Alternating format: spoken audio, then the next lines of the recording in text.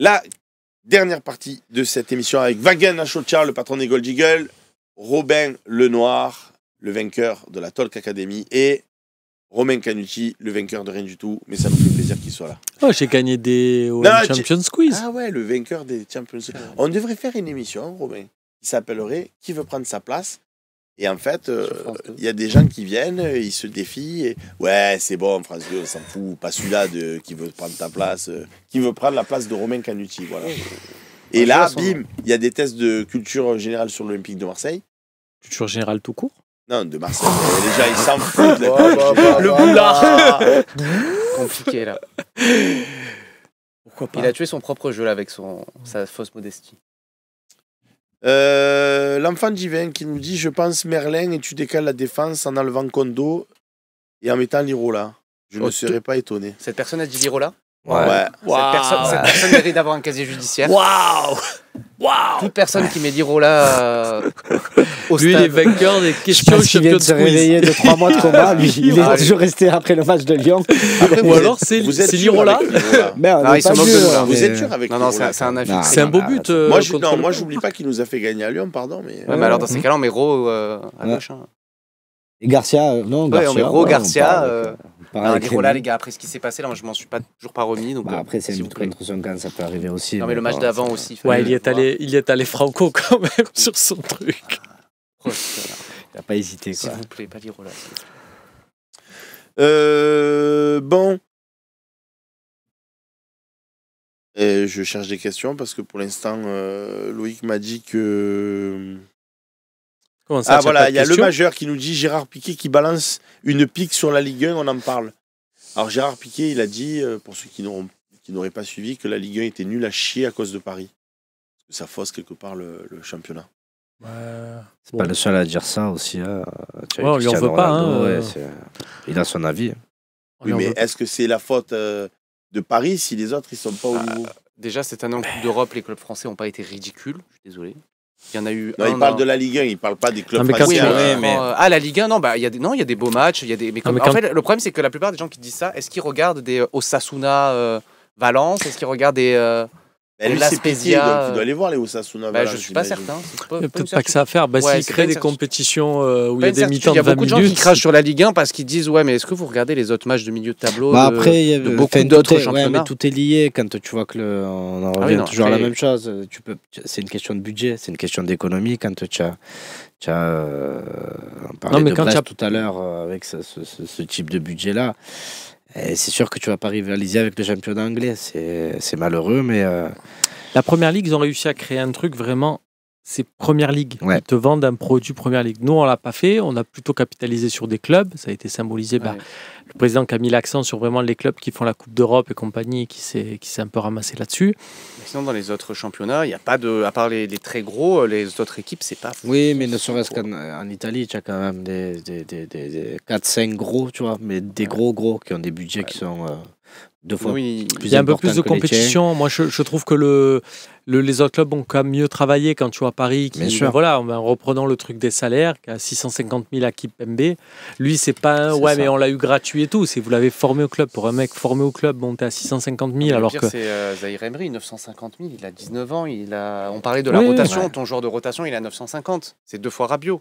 Au joueur de rotation qui a 19 ans. C'est comme si à l'époque on avait pris Boubacar Camara et qu'on lui avait donné 500, 600 000 euros. Il y a Typhon 1894 qui nous dit vous voulez quel mercato cet été? Quel joueur pourrait venir? On parle avec on est en Champions. On parlait de Aymeric Laporte avec insistance. Ouais, moi je prends. Parce que, je prends aussi. Est-ce que c'est pas nous qui en parlons beaucoup? Oui, après, mais je plaît qui? Aymeric Laporte, j'aimerais bien. Après, il y a Benatia qui parlait des 2 autres Algériens, avec Nouri et Ben Sebaini. Moi, il y en a un que je prendrais à gauche. C'est Théo Hernandez, qui est en délicatesse à Milan. Oui, non, mais ok, à un moment donné, si tu veux. Et en plus, qu'il y a un petit faible pour l'OM, si tu veux progresser, et puis ça ferait la belle histoire avec son frère qui est de l'autre côté. Si tu veux avoir des ambitions et jouer la Champions, c'est ce type de joueur qu'il faut aller chercher. Et en plus, c'est parfaitement le profil d'un joueur qui a un délicatesse avec son club, etc. Donc, pourquoi pas. On a déjà fait affaire avec le Milan. Qui n'a pas prolongé. On a déjà fait affaire avec le Milan, avec Benasser. Un package. Mais en tout cas, dans ce profil-là, tu vois, que ce soit un Théo Hernandez, mais tu peux avoir sur d'autres postes. Avec le Milan, ces derniers temps, il n'a pas été non plus très flamboyant. C'est justement, s'il a été flamboyant, tu le prends jamais. Donc pourquoi pas. Je préfère un jeune en devenir qui va exploser. Non, mais c'est quand même très fort. Ça reste quand même très fort. Ça reste plus fort que ce qu'on a, ça c'est une certitude. Ça c'est une certitude, mais ça reste aussi, pour moi, le problème extra-sportivement. Lui, premier, il te répond qu'il préfère Jean dans ce cas-là. Ouais. Bon, après, chacun son avis, hein, mais moi je préfère. Mais le problème, c'est que Jean, il est titulaire à Aston Villa, qui est top 8 européen. Ouais. Je vois pas par quel tour de passe-passe il tu peux pas dit. Le payer, Jean, aujourd'hui. Jean, ça doit être plus haut en salaire. Mais c'est un ancien Parisien. On a pris Benasser au Milan. Oui, mais parce que Benasser. C'était le capitaine et il jouait la Champions toujours. Plus titulaire, mais Milan, ils sont pas top 8 européens cette année. Et Benasser, il n'était pas titulaire. Jean, il est titulaire et top 8. Donc j'ai du mal à voir. Après, des fois, il y a des trucs que j'ai du mal à voir et qui arrivent. Donc et titulaire en équipe de France aussi, avec un avec Théo Hernandez. Les deux sont en balance. Digne, c'est sûr que c'est un joueur super fiable et tout, mais je le vois absolument pas. Quel est l'intérêt pour Digne de venir... Et c'est un ancien Parisien. Il y a Saonatres qui nous pose une question et qui nous dit Rabiot qui est peut-être un peu juste, puisqu'il a été blessé, on le rappelle, avec l'équipe de France. Est-ce qu'on pourrait revoir Raw du coup? Moi, j'avais milité pour ça. Alors, j'étais vraiment seul pour le coup. Dernier talk et pareil contre Lens et de manière globale, j'avais mon Raw dans la poche, qui sortait de la poche. J'en ai marre de ne pas le voir jouer. Et je me dis que sur un match comme ça, où normalement, tu n'as pas besoin de Rabiot, et que si Rabiot, justement, il a une contusion au mollet, décidément, le mollet à l'OM, c'est un vrai délire. Mais moi, j'aurais... Alors, quand c'est nous, je me suis dit pourquoi pas. Mais bon, après, Rabiot, ça sent la sagesse. Mais un gars comme Raw, sur une fin de saison, pourquoi pas le relancer? Il reste 8 matchs. C'est pas le match où tu prends le plus de risques. Moi j'ai été OK avec De Zerbi quand tu mets pas Greenwood et tu mets Nadir, parce qu'il a toujours considéré que c'était le joueur à droite, le remplace dans son système naturel de Greenwood. Et tant pis si ça déséquilibre, enfin ça ne donnait pas une allure assez offensive à l'équipe, parce que tu te disais, tu as Rabiot et Nadir dans ton triangle offensif, alors que c'est des mecs des milieux de terrain. J'étais OK avec ça. Par contre, là, du coup, ne me dis pas, si Rabiot n'est pas à 100%, pour moi, je veux voir Jonathan Rowe. Et ne me dis pas, ah ouais, mais du coup, avec Greenwood, Rowe et Guiri, ça va pas... Non, là, je veux... Non, je veux que ça soit... Si Rabiot est à 100%, pour moi, c'est Rabiot. Oui. Si c'est pas le cas, je veux voir Jonathan Rowe, oui, bien sûr. Il y a un copain qui te dit, et est-ce qu'on pourrait faire Benjamin André? C'est John Desland qui nous dit André Delille, c'est un top 7 européen du coup. On ne pourra pas le faire non plus. Benjamin André, écoute, on peut. Je crois que. Alors, je ne suis pas sûr. Hein. Je passe un coup de fil ou quoi? Je crois que Lille a été sorti par Dortmund. Peut-être on peut vérifier. Peut-être demande à Loïc.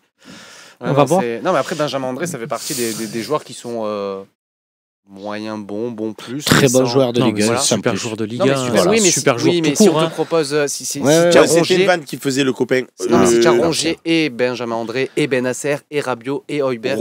Juan Lépin qui nous dit Seb Zegrova, il n'est même pas dans le top 10 des salaires de Lille. Je trouve ça abusé. Est-ce que vous le prendriez à la fin de la saison à la place de Greenwood? Zegrova. Après, tu remplaces un mec irrégulier par un autre mec irrégulier. Le problème de Zegrova, c'est qu'il venait d'un club au fin fond de... C'est ça. Donc il a pris un salaire effectivement petit. Et c'est aussi pour ça qu'il ne reprolonge pas à Lille et qu'il en il vient de Bâle, je crois, en Suisse. Ouais. Mais avant, il a fait des petits... C'est son premier gros club européen qui joue la Champions ou la Coupe d'Europe. Et surtout, il est irrégulier et il est en fin de contrat. Donc il va demander 1 tonne. Et une prime à la signature. Il va partir à Naples, selon toute vraisemblance. Je crois qu'il lui reste 1 an de contrat. Enfin, je crois qu'il n'est pas fin de contrat. Bon. Il est blessé là en plus. Il y a Anthony Dumorbian qui nous dit les droits TV en Angleterre, l'écart est de 1,3 entre le premier et le dernier. Pourquoi il y a autant d'écart en France? Parce qu'en fait, en Angleterre, il y a de l'argent. Ils gagnent tellement d'argent que ça. Je crois que le truc était sorti. Si tu prends la Thaïlande, l'Indonésie, les droits de la Première Ligue juste en Thaïlande et en Indonésie, ça fait les droits de la Ligue 1 dans le monde entier. Donc eux, en fait, ils ont tellement d'argent qu'ils peuvent se permettre, entre guillemets, d'en donner à tout le monde. S'ils en donnent encore plus à City, à Liverpool, ça va être déconné. Donc et puis eux, ils ont vendu dès le départ cette idée de Première Ligue. Je crois que Canal, ça doit être encore dispo en replay, propose un documentaire, allez le chercher sur leur plateforme, sur la création de la Première Ligue. Comment les présidents, en 92, se sont dit on va créer une compétition nouvelle. Ils sont très forts pour la promouvoir, en tout cas ils sont très forts. Et nous on en est loin parce que dirigés par des mecs qui pensent avant tout à leur intérêt à eux. Il y a Mimi013 qui nous dit sur YouTube, savez-vous si Nadir a joué avec le Maroc? Oui et non, enfin il n'a pas joué, il était là-bas mais il n'a pas joué. Et vous avez le tableau des internationaux dispo dans les dépêches du Phocéen pour vous le relater. Sur le premier match notamment. Non, c'est Algérie-Goury, pardon. Oui. Il a marqué. Nickel Masson qui nous dit si on repasse en 4-3-3 l'année prochaine, est-ce que vous gardez Enrique? Et si oui, pour le faire jouer à quel poste? Ça va être une des interrogations. Moi, j'avoue que c'était un des premiers que je vendrais l'année prochaine, à la fin de saison. S'il y en a un, tu me dis il faut en vendre un obligatoirement qui a une valeur marchande. Alors moi, je le garderai, mais je le ferai rentrer dans la rotation. Dans ceux qui ont une valeur marchande, justement, avec un petit salaire, parce qu'il faut penser que quand on veut revendre un joueur, il faut aussi penser au salaire qu'il a. Bien sûr. Parce que c'est pas le même prix. Par exemple, un Balerdi, tout le monde dit c'est 70, 80, comme un Lenny Euro ou des trucs comme ça. Pas du tout. Parce que quand Balerdi va partir, il a déjà 450. 350. Ou 350. On va lui proposer 500-600, mais le club va être obligé de démarrer à 500-600. Apparemment, il y a Bilou qui nous dit qu'il est rentré contre le Niger. Il est rentré fin de match, parce que j'avais regardé au début. Ah, si tu donnes des informations. Je pensais qu'il n'était pas rentré. Nous, l'information qu'on a donnée, c'est regarder la dépêche, le tableau des internationaux de Romain Hering. C'est vraiment plus. Vous le trouvez sur le Phocéen. Il y a LOL65OM qui nous dit si on vend Greenwood 60 millions et qu'on récupère Mikel Oyarzabal pour 40 millions. Oyarzabal, peut-être Ouais, c'est ça. Bah, lui, il a écrit Oyarzabal, mais il a dû vouloir écrire. Et malheureusement, il y a plein de clauses avec Manchester, apparemment, donc on ne récupère pas 60 déjà. On récupère beaucoup moins. Qui fait que non, il n'est pas rentré contre le Niger. Merci pour ton information. C'est la dernière fois merci à Bilou. C'est la dernière fois que Bilou il te reprend. Parce que sinon je me lève. Attention. Mais du coup, oui, non, bah non. Laisse-toi pourquoi tu as c'est ce que j'allais dire. Laisse-toi pour moi. Juste pour vérifier un truc. Je croyais que tu étais debout, moi, depuis tout à l'heure. Je suis à genoux. Mais du coup, ouais, non, Greenwood. Après, Oyarzabal, c'est pas. Ou alors c'est peut-être un autre joueur dont tu parlais, mais si on parle d'Oyarzabal, c'est attaquant axial, c'est pas trop le. Moi, dans le profil, j'irais. Dans le profil, après, je rêve peut-être, mais Joao Félix. Toi, chaque fois que tu donnes des noms, c'est des catastrophes derrière. Tu donnes la conscience quand même. Pourquoi cette balle perdue gratuit comme ça? Parce que c'est pas vrai, parce que tu es resté sur un Vitinha. Ouais, mais voilà, tu vois. Mais tu nous avais dit quoi? Mais une seule. Pour le milieu de terrain qu'on avait à l'OM. Tu veux que je te parle de tes flops de Koné? Tu veux que je parle de Koné? Koné, c'est moi, je dis top 10 mais est-ce que je dis propose des noms, moi? Mais tu l'as proposé, mais moi je n'ai pas proposé les Vitinha. Mais je n'ai pas proposé les Vitinha.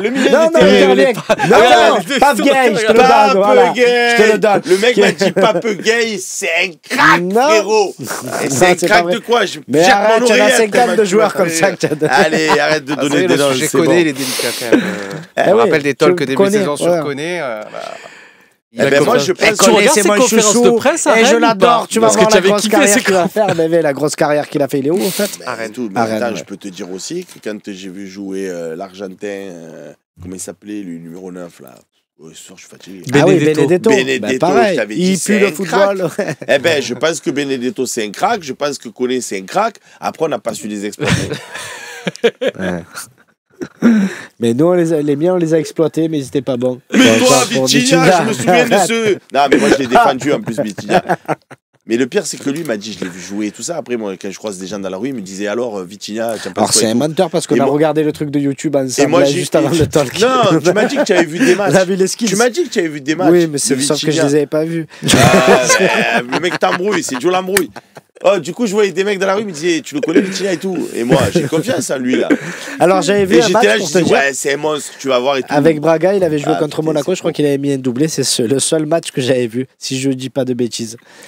Pas contre Monaco, je crois, mais il avait. Non, mais après, on a tous des Ligue joueurs saucissons. En Ligue Europa, c'est ça, ouais. C'est vrai que c'est compliqué.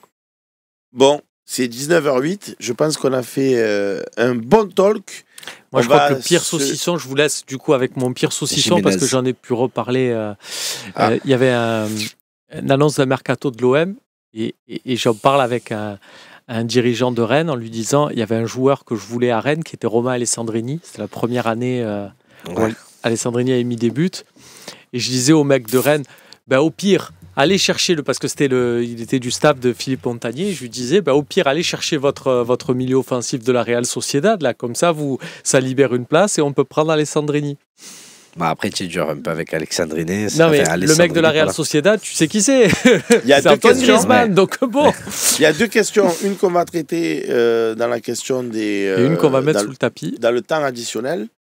Ah. Parce qu'Anthony Dumorbihan, il est abonné. Donc, on va te répondre à la question. Si Laporte venait à l'OM, ça serait combien en salaire? Est-ce qu'ils ne sont pas abonnés? Vous n'aurez pas la réponse. Notre avis, en tout cas. Parce qu'à un moment donné, il faut soutenir les copains. Et mettre des pouces. Et mettre des pouces. On n'est même pas arrivé à 200 pouces sur YouTube. On est à 183 pouces. Avec tout le nombre qui se bat, c'est trop. Mais là, on est 4 déjà, ça fait 187. Par contre, il y a Sauna 13 qui nous dit les pronos. Et ça, les pronos, c'est comme ça qu'on clôture les talks d'avant-match. Est-ce que ça serait pas en temps additionnel, ça aussi? Non, pas tout dans le temps additionnel. Donc 2-0. 0-2, tu veux dire? Pour l'OM. Alors, on dit 0-2. Mais 0-2, on est chez nous, là-bas. Non, 1-5. Voilà. 1-3. Ok. Le gars, il marque un petit temps parce qu'il attend que... Non, alors, non. Vous me demandez pas? Non, moi, je dis que des conneries tout le temps, donc c'est bon. Les amis, ça nous a fait plaisir de faire cette émission en votre compagnie. On se retrouve demain pour l'OM au café et surtout dimanche. C'est dimanche, hein? Non, c'est samedi.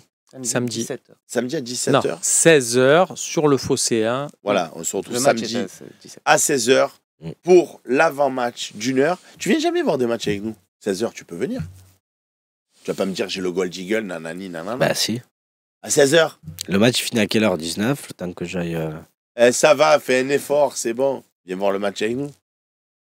Bon, on a reparlé. Ça va. Allez, à bientôt pour de nouvelles aventures. Bye bye.